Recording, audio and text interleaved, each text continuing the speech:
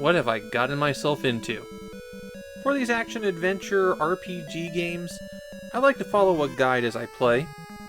It saves me from going around in circles until I run out of time. For Outlanders, I didn't have a guide.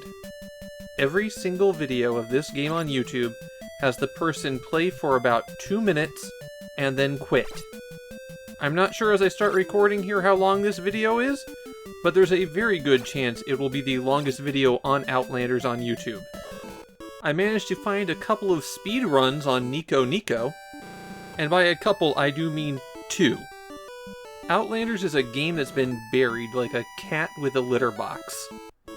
I had played a little bit of it before, so I knew it was bad going in, but in the process of trying to dissect it and understand what I'm doing, I found that it was much worse than I realized.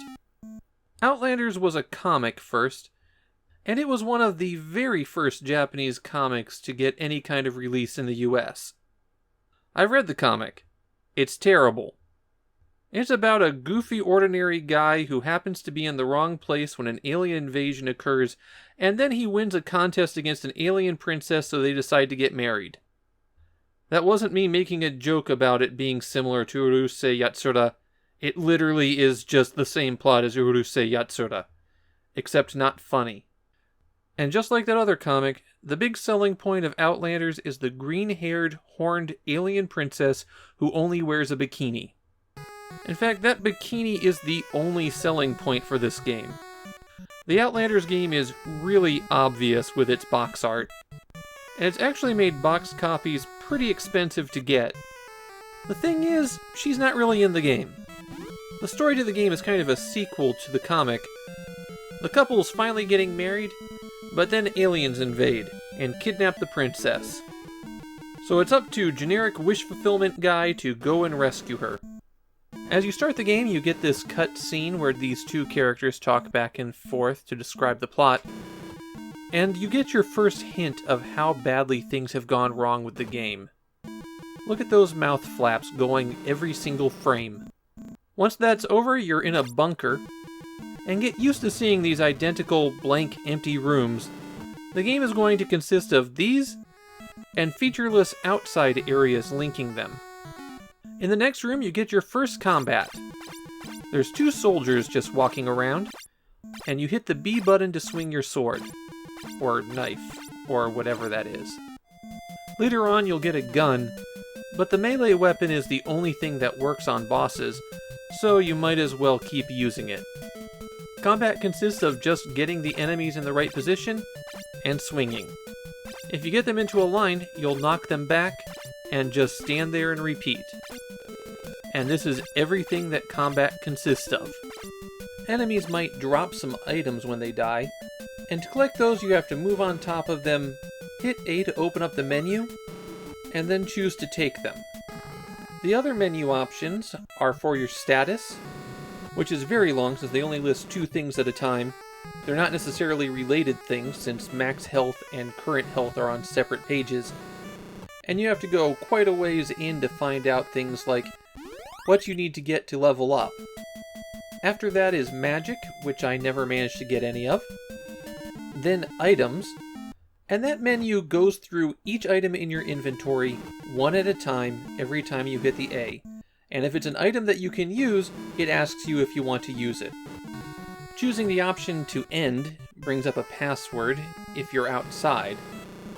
The passwords are the only way to continue.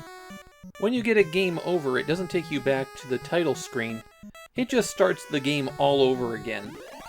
So you'll have to hit reset, and then go in and enter the password. And if you make a typo in this 30-character long password, you have to type the whole thing over again from the beginning. Meanwhile, you can see the whole rest of the password there, except for the character that you're typing in. It just makes you have to type the whole thing over again. Continuing with the menu, the next option is Allies. I never gained any. And finally, there's Equipment, where you can put on your weapons. Okay, after we've cleared out the tutorial area and gotten our starting equipment, we head outside.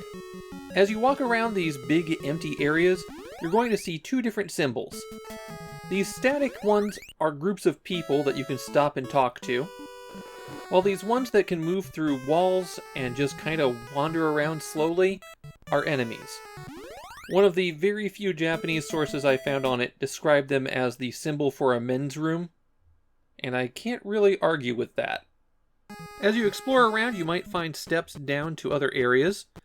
This one, I guess, is a town, since it has a lot of rooms with people in them to talk to. You might notice as you walk between rooms that the audio suddenly stutters for several seconds. Outlanders seems to have a lot of problems with loading in new information. It has a bad tendency to make the game stop. Like when you defeat an enemy and they drop an item, suddenly everything freezes for a moment and your inputs get dropped. In town, you can find some people who will sell you some useful items, like medical herbs, or bread. And there's this guy who's apparently the inn, and in exchange for $50 will let you rest and get all of your health back. Health in Outlanders is special. To start with, you can only take about 3 hits before you die, which when you consider how you manipulate enemy movements, doesn't seem that bad, but if you ever hear the sound effect of an enemy swinging, it means you've been hit, even if they're nowhere near you. You start with 50 hit points, so every enemy blow deals about 20 to 25. There's 4 ways that you can get back health in Outlanders. First, you could pay $50 and heal at that inn. Second, you can pay $20 to get some medicine. The medicine heals 8 hit points, so that's completely useless. Third, you can walk around while you have bread. However, as you walk around, your bread ticks down, and if you have no bread in your inventory, then your health starts ticking down instead. You lose a loaf of bread about every 10 to 20 seconds, so you go through it extremely fast.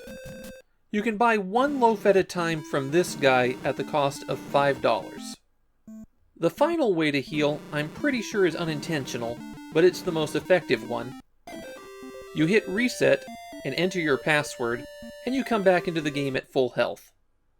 Considering how expensive it is to heal, and how time-consuming it can be to heal, that is actually the best method to use, even when you take into account how terrible the password entry system is. What I did with my time in Outlanders after I figured out the basics of the interface was grind up to level 3, talk to this guy who improved my sword, and that was it. I didn't find anything else to do. I suppose I could have followed along with a walkthrough for a little bit further, but playing this game is punishing. The combat is mind-numbing, the visuals are eye-searing, the audio is blaring. There's absolutely nothing fun in this one. There is a good chance that Outlanders is the worst thing that Micronix has ever done. It's unplayable, even by their standards. There's a very good reason why nobody wants to remember this one.